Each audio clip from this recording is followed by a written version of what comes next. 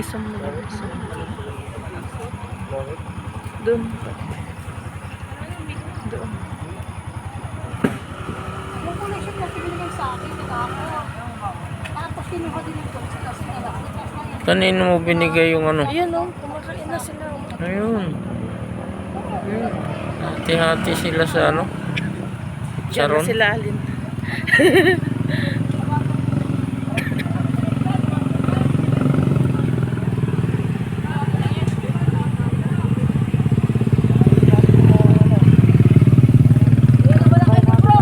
So, dito kami sa mga unggoy. Ha?